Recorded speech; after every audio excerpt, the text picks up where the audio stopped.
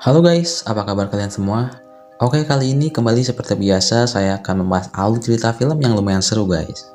Film yang akan dibahas kali ini adalah film asal Korea Selatan yang dirilis tahun 2019 kemarin. Film ini berjudul Eunji. Ya, film Eunji ini film bergenre thriller misteri yang dimana film ini menceritakan tentang seorang wanita yang berniat balas dendam pada beberapa pria berandalan karena kematian ibunya. So, daripada spoiler di awal, mending kita langsung aja cus ke alur ceritanya. Di awal cerita terlihat ada seorang wanita yang baru saja tiba di sebuah pulau yang bernama Pulau Yeonmo. Wanita ini bernama Pak Suyon. Saat Suyon tiba, ada beberapa pria yang melirik ke arahnya. Lalu di tempat lain ada beberapa nelayan. Nelayan ini bernama Byung Sam dan Yung Il. Nah, Yung Il ini diceritakan adalah seorang pria tua yang sangean ya, atau mungkin ya tua-tua keladi makin tua makin jadi lah ya. Nah, saat itu Yung Il melihat ada seorang wanita cantik lewat membawa koper, yang dimana itu adalah Suyon. Karena dia tidak bisa melawan hasratnya, dia pun mencoba mengikuti kemana Suyon ini pergi. Dan dia malah meninggalkan rekannya Byung Sam seorang diri. Saat Yung Il mengikuti Suyon menggunakan motornya yang terlihat seperti motor Supra X ini, namun di situ juga ada wanita yang melihat atau memata-matai Yung Il. Wanita ini bernama Miran, yang dimana Miran juga satu pekerjaan dengan Yung Il di kantor serikat nelayan. Nah, di situ Yung Il yang menyukai Suyon terlihat menyepik si Suyon ini. Suyon pun kaget, apalagi ketika melihat tangan Yung Il yang ada di dalam celana, gak tahu lagi ngapain gitu. Disitulah Yung Il langsung mengajak kenalan pada Suyon, namun Suyon ini tidak meresponnya. Sampai akhirnya, Yung Il mencoba melakukan hal yang senonoh pada Suyon. Namun hal itu seketika digagalkan oleh Miran yang tiba-tiba datang dan muncul di situ. Alhasil Yung Il yang terlihat kesal pun kembali pulang. Sementara di tempat lain, Byung Sam yang bingung karena ditinggalkan oleh Yung Il tiba-tiba dikejutkan oleh seorang pria yang datang. Ya, pria yang datang ini berniat menagih hutang pada atasan Yung Il dan Byung Sam. Nah, kebetulan saat itu juga Yung Il tiba. Pria ini mencoba menagih hutang. Namun mungkin karena Yung Il ini kesal akan kejadian tadi, dia pun langsung memukuli pria yang bernama Hwang Song ini. Sampai akhirnya Hwang Song pun pergi setelah dipukuli oleh Yung Il. Di situ Yung Il menceritakan pada Byung Sam bahwa ada seorang wanita dari Seoul yang baru saja tiba dan menginap di rumah Camilla. Ya, nama penginapan rumah itu adalah Camilla. Selanjutnya terlihat Suyon yang baru saja tiba di situ selalu diikuti atau diikuti oleh seorang pria keterbelakangan. Pria keterbelakangan mental ini bernama Sang-u. Nah, kembali ke kantor serikat nelayan. Di situ Yung Il kembali pergi setelah menceritakan semuanya pada Byung Sam. Sampai akhirnya Yung Il tiba di suatu tempat dan dia diikuti oleh pria yang dia tadi pukuli, yaitu Hwa Song. Terlihat Hwa Song ini membawa senjata tajam, seperti akan membalas dendam pada Yung Il. Dan Byung Sam yang ada di kantor, dia kedatangan atasannya atau bosnya yang bernama Yong Tae. Di situ juga ada Miran yang terlihat memberikan kopi. Namun kopi ini malah dilepehkan oleh Yong Tae karena tidak sesuai dengan seleranya. Miran pun langsung disuruh membeli kopi yang sesuai dengan selera Yong Tae. Yong Tae bertanya pada Byung Sam akan keberadaan Yung Il. Karena dia sudah mengetahui bahwa Yung Il tadi ribut. Byung Sam pun mengatakan bahwa Yung Il pergi lagi. Byung Sam menceritakan bahwa tadi ada Hwa Song yang datang menagih hutang sambil membawa senjata tajam. Nah, hal itu membuat Yong Tae emosi. Lalu Byung Sam mengatakan bahwa Yung Il menghilang dan tidak kembali lagi setelah kejadian itu. Sampai akhirnya Yong Tae yang makin emosi, dia mengajak Byung Sam untuk pergi ke tempat bos atau atasan dari si Hwa Song, yang juga bos seorang nelayan. Sampai akhirnya mereka pun pergi. Namun di tengah perjalanan, mereka hampir saja menabrak seorang wanita, yaitu Suyon. Yong Tae pun menanyakan siapa wanita itu. Byung Sam menjawab bahwa itu adalah wanita dari Seoul yang baru saja tiba dan menginap di rumah Camilla. Sampai akhirnya Yong Tae dan Byung Sam pun tiba. Dia pun bertemu dengan bos Hwa Song yang bernama Hwa Su. Ya, bawahannya Hwa Song, atasannya Hwa Su ya.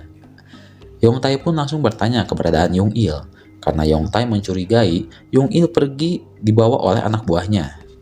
Namun Hwasu malah balik marah, dan dia malah menagih hutangnya pada Yongtai, serta membicarakan tentang artefak yang Yongtai kerjakan diam-diam. Karena Yongtai kesal, dia pun kembali bertanya tentang keberadaan Yung Il yang dicurigai disembunyikan oleh anak buah Hwasu.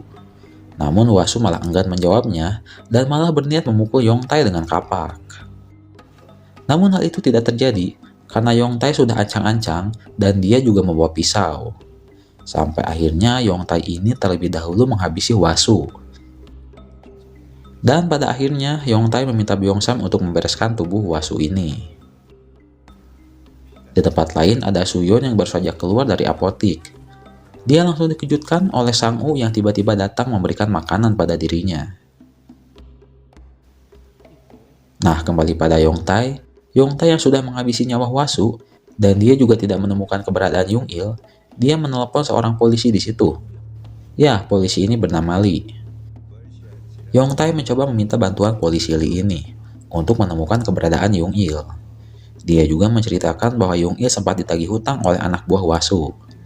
Sampai akhirnya polisi Lee ini disogok satu buah cek oleh Yongtai, karena Yongtai ini ingin cepat-cepat menemukan keberadaan Yung Il.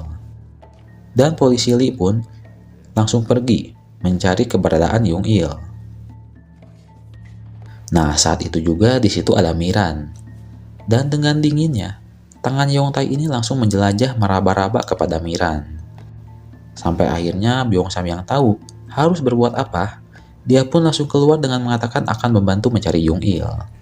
Sementara di situ Yongtai dan Miran pun melakukan tindakan percocok tanaman. Sambil terlihat terpaksa, Miran ini harus melayani Yongtai bermain.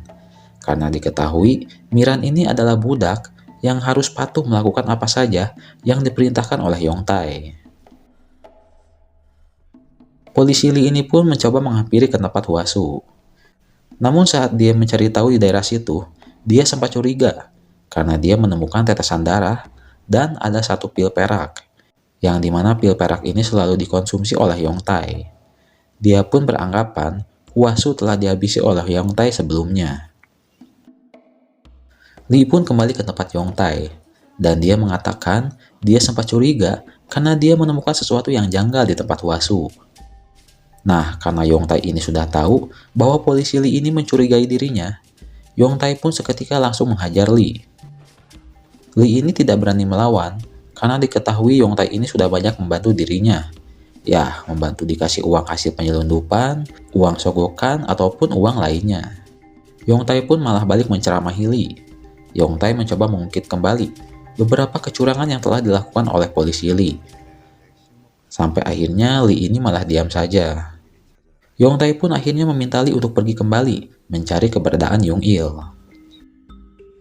Nah, di tempat lain kembali pada Suyeon, yang dimana Suyeon ini dia merasa tidak nyaman karena selalu dikuntiti oleh Sang-woo. Alhasil dia pun mencoba pergi dengan sepedanya mencari kantor polisi. Saat tiba di kantor polisi, kebetulan di situ ada polisi Lee. Nah, Suyeon pun langsung melapor bahwa dirinya merasa tidak aman di pulau ini. Namun polisi Lee dengan sinisnya langsung mengatakan bahwa untuk apa Suyeon diam di pulau ini jika dia merasa tidak aman. Lee juga mengatakan bahwa pulau ini memang tidak aman karena tidak ada CCTV, tidak ada patroli dan keamanan lainnya. Suyeon pun merasa kaget akan perkataan polisi ini. Sampai akhirnya Suyeon kembali pulang. Nah, Lee di situ yang kesal akan Yongtai tadi yang memukulnya, dia langsung menelpon Byeongsam untuk mengajaknya bertemu di gudang. Sampai akhirnya mereka pun bertemu.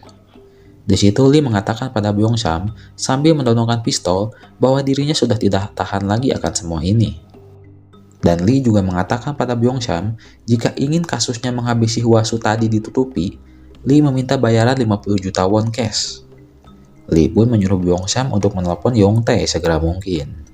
Namun Byeongsam dengan berbagai alasan tidak bisa melakukannya. Sampai akhirnya Lee kesal dan dia pun memukuli Byeongsam. Di situ kebetulan ada Suyeon yang baru saja pulang. Nah, dia mendengar ada suara polisi Lee. Suyeon pun mencoba mengintip dan dia melihat Lee sedang memukuli Byeongsam. Di situ juga Suyeon dibuat kaget akan perkataan Lee, karena dia mendengar Lee berbicara pada Byeong-sam akan kejadian masa lalu. Ya, masa lalu yang kelam, di saat dulu Byeong-sam, Yong-tae, dan juga Yung-il telah memperkosa seorang guru dengan cara memberinya obat tidur, dan mereka bertiga langsung memperkosa wanita atau guru ini. Lee mengatakan dirinya hanya mendapatkan 10 juta won saja pada saat itu untuk uang tutup mulut. Dan Lee merasa bahwa uang segitu kurang untuk menutupi kejahatan yang mereka bertiga lakukan. Dan hal ini membuat Suyeon ketakutan. Sampai akhirnya dia menelepon temannya yang juga seorang polisi di Seoul. Dia melaporkan kejadian tadi yang dia dengar. Namun anehnya, teman polisinya itu malah bilang itu tidak mungkin, karena di pulau itu tidak mungkin terjadi kejahatan seperti itu. Sampai akhirnya Suyeon yang masih shock, dia langsung menutup teleponnya. Kemudian Suyeon berniat untuk pulang. Dia mencoba menelepon customer service tiket kapal feri yang ada di sekitar pulau itu untuk memesan tiket kapal feri esok hari. Di situ juga Yong-tae berbicara pada Byeong-sam bahwa dirinya tidak melihat Miran. Yong-tae mencurigai Miran ini kabur atau dia bersekongkol dengan wanita dari Seoul, yaitu si Suyeon. Karena Yong-tae melihat gelagat Miran yang mencurigakan. Byeong-sam pun selanjutnya diperintah oleh Yong-tae untuk mencari Miran dan Yung-il. Nah, selanjutnya Yong-tae tiba-tiba datang ke tempat pembelian tiket kapal feri. Dan di situ ternyata wanita penjaga loket tiket kapal ini adalah pacar atau simpanan dari si Yong-tae ini. Yong-tae datang ke situ ingin mantap-mantap dengan wanita ini. Dan dia juga bicara pada wanita ini, jika ada wanita dari Seoul serta Miran, jika dua wanita itu memesan tiket kapal feri, jangan diproses. Karena Yong-tae mencurigai Suyeon dan Miran ini bersekongkol untuk kabur. Saat itu juga wanita ini mengatakan bahwa wanita dari Seoul yaitu Suyeon baru saja memesan tiket kapal feri untuk esok hari. Wanita ini juga mengatakan wanita dari Seoul itu bernama Park Suyeon. Seketika Yong-tae langsung kaget mendengar nama Park Suyeon. Yong-tae pun langsung kembali ke tempatnya bersama Byeong-sam. Dan ternyata Yong-tae ini tadi mencurigai bahwa wanita dari Seoul ini adalah anak dari wanita yang ia perkosa, atau anak dari seorang guru yang ia perkosa. Sampai akhirnya dia pun menyelidiki dengan melihat fotonya. Dan Yong-tae menemukan kejanggalan, karena nama anak dari guru itu adalah Kim Eun-jong, bukan Park Suyeon. Di situ pun mereka terlihat ambigu, serta mereka curiga apakah Park Suyeon ini memakai nama samaran. Sampai akhirnya Yong-tae kembali menyuruh Byeong-sam untuk mencari Miran dan Yung-il yang masih menghilang. Nah, saat Byeong-sam pergi, Yong-tae yang masih di situ tiba-tiba dikejutkan oleh Miran yang tiba-tiba muncul. Tapi saat Miran melihat ke arah Yong-tae, Miran terlihat ketakutan sampai akhirnya Miran kembali berlari, melarikan diri dari Yong-tae. Dan Yong-tae pun mengejarnya. Sampai akhirnya Miran pun tertangkap. Di situ Yong-tae langsung mendorong Miran dan dia bertanya kenapa dirinya mencoba kabur. Miran pun menjawab bahwa dia lelah karena selama bertahun-tahun dirinya hanya menjadi budak dari Yong-tae ini yang hanya memanfaatkan tubuhnya saja. Yong-tae pun kembali bertanya tentang keberadaan Yung-il. Serta dia juga bertanya apakah dirinya ini kenal dengan wanita dari Seoul yaitu Park Suyeon. Miran pun menjawab dia tidak tahu keberadaan Yung-il dan dia tidak kenal dengan Park Suyeon. Karena Yong-tae kesal dan dia tidak puas akan jawaban Miran, Yong-tae mencoba memotong tangan Miran dengan kapak. Namun hal itu tidak terjadi, karena tiba-tiba Yong-tae mendapat telepon, yang ternyata itu telepon dari rekan polisi Lee yang bernama polisi Kim. Polisi Kim ini menagih uang karena sebelumnya Yong-tae berjanji akan memberi uang pada Kim.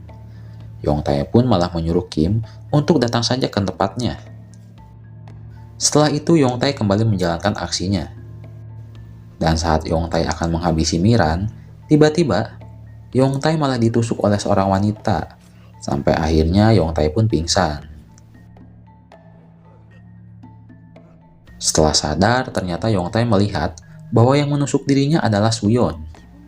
Ternyata Suyeon ini mempunyai dendam pada Yong-tae, dan faktanya, Suyeon mengaku pada Yong-tae bahwa dirinya bukan Park Suyeon, melainkan Kim Eun-jong atau dia biasa dipanggil Kim Eun-ji. Nah, sampai akhirnya benar saja firasat dari Yongtae ini, bahwa wanita dari Seoul ini adalah anak dari seorang wanita atau guru yang dahulu ia perkosa, yaitu Kim Eun-jong atau biasa disebut Eun-ji. Ternyata Eun-ji ini menyamar sebagai Park Soo-yeon. Eun-ji pun akhirnya mengaku bahwa semua ini sudah direncanakan dari dulu untuk balas dendam pada dirinya. Eun-ji juga mengaku dirinya sudah kerjasama dengan wanita penjaga loket yang juga wanita simpanan si Yongtae ini. Dan dia juga sudah bekerja sama dengan Hwa Song serta dengan Miran. Eun-ji juga berjanji pada Miran bahwa dirinya akan membuat Miran bebas dari pulau ini. Sampai akhirnya terungkaplah semuanya tentang perlakuan bejat Yongtae, Yong-il, dan Byung-cham dahulu, bahwa mereka bertiga sering memanfaatkan tubuh ibunya Eun-ji hanya untuk nafsu sesaat. Di situ juga melibatkan polisi Lee yang ikut bekerja sama menutupi perbuatan salah dari mereka bertiga. Di situ Eun-ji kembali menjalankan aksinya. Namun dia sempat kaget ketika dia berbalik tiba-tiba Yongtae bisa membuka ikatan talinya. Alhasil di situ pun mereka terlibat berkelahi. Yongtae sempat bisa menahan Eun-ji. Namun Eun-ji yang bisa meraih botol pecah langsung menghantamkan pecahan botol itu pada Yongtae. Yongtae ini sempat membalas, sampai akhirnya Eun-ji pun tertusuk oleh Yongtae. Namun karena Yongtae yang tertusuk sebelumnya dan dia keadaannya sangat lemah, akhirnya Yongtae tetap kalah melawan Eun-ji. Dan Eun-ji pun kembali menghabisi Yongtae. Sampai akhirnya Yongtae pun KO. Dan akhirnya Eun-ji berhasil menjalankan misi balas dendamnya yang ia rencanakan dari dulu.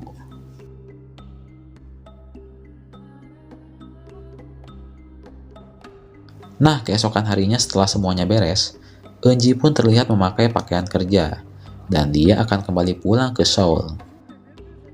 Namun tiba-tiba Eun-ji merasakan sakit di perutnya, karena luka sayatan yang lumayan parah saat bertarung melawan Yongtae. Dan hal yang tidak diduga, ternyata ini adalah hari terakhir juga untuk Eun-ji. Karena terlihat, Eun-ji ini sudah tidak kuat menahan sakit di perutnya, dan Eun-ji pun akhirnya tumbang juga. Dan terlihat di saat-saat terakhir Eun-ji, dia memanggil nama ibunya, sambil mengatakan dia sudah berhasil membalaskan dendamnya. Sampai akhirnya Eun-ji pun juga tewas. Dan tamatlah filmnya guys.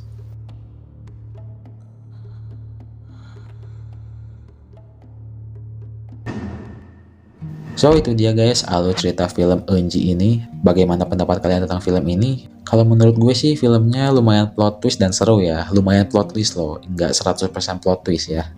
Menurut gue doang sih. So sampai bertemu di alur cerita film berikutnya guys. Dan jangan lupa untuk like, comment, and subscribe. And see you next time.